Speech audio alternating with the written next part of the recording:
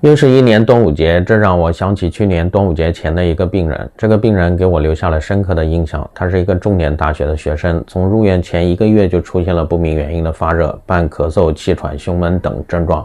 用了不少抗生素，症状丝毫没有缓解，反而越来越重。本该是气宇轩昂、意气风发的年纪，面容上却被病魔折磨得毫无生气，眼神中没有光彩，始终处于一种走神的状态。拍了一个 CT， 不拍不知道，一拍吓一跳，肺上面满布的从上到下都是那种毛玻璃阴影。很多人对于毛玻璃结节很恐惧，但事实上毛玻璃结节